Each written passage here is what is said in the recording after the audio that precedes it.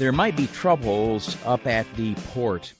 It's hard for me to call it that because, like, there's not really a port there, right? At Charlotte, where the river comes into the lake, you know that the lovely Warren administration has said, by gosh, we are going to redevelop this port. It's going to be swell. We're going to have a swanky hotel right here with condominiums, and everything is going to be great. The neighbor people say, you got to be kidding me, right? And City Hall said, shut up and do what you're told. And the neighborhood people said, what? And City Hall said, don't make us get cross with you. At any rate, there was a big wham-bam thank you, ma'am, that was done to push forward an agreement with a company called Edgewater.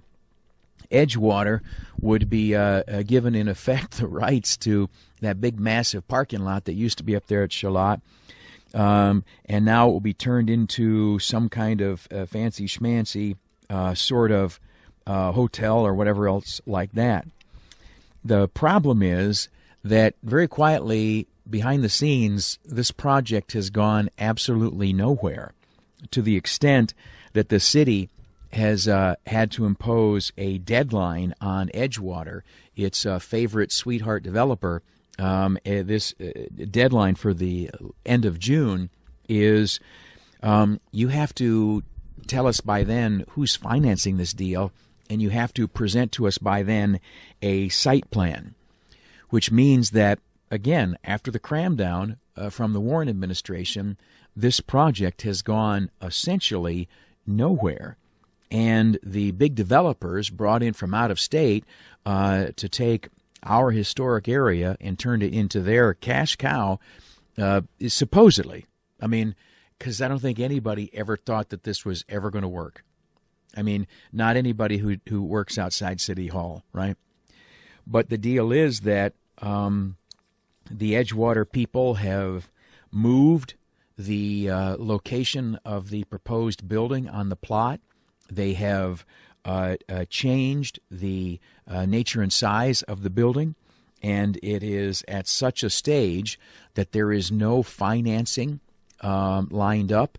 There is no commitment from any potential tenants, and there is not even a finalized, much less approved site plan. So, you know, I don't want to be a jerk, but there's a point where this starts to look a little bit like a muddy medley center. I mean, did Conjo come in to take over this project or what? Because, you know, however long it's been, the net report back to the city, the net improvement and progress on this grand, glorious deal is exactly nothing. And this comes down to what they used to say when I was a kid growing up in Canisteo, and that is, you can't push a rope. You can't make something happen that's not going to happen. And you may, from the ivory tower at City Hall, declare that we are going to develop the waterfront.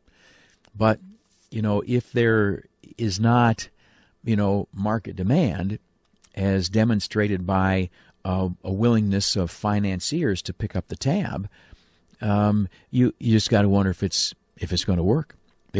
Anyway, an idea that many neighbors consider to be unsound is now seemingly in some jeopardy because the developer, who was so eager to get on top of it, seems to have thus far done nothing discernible.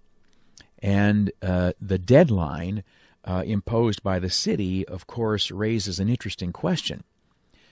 So, okay, Mayor Warren, you tell your, again, sweetheart developer, Edgewater, that they must have financing lined up and they must have a site plan by the end of June.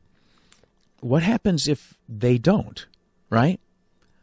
I mean, because actually getting $40 million of financing, it might require more than an angry note from the mayor of Rochester, New York, saying you now have a deadline, right?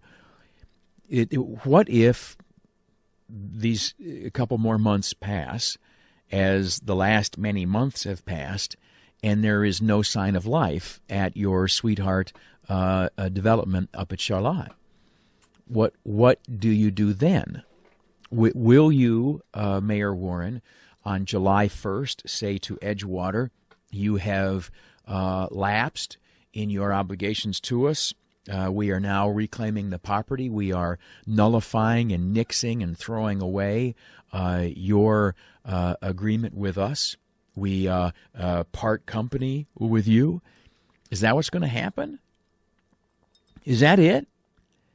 Because then the question, again, you get that conjugal epimetally center disease.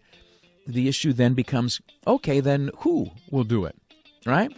Because if these folks couldn't get the financing, couldn't make a plan, which superhero are you going to get to come in and do this for you, right? And you just wonder, hold it, did we just plow up a fairly useful parking lot in order to, I don't know.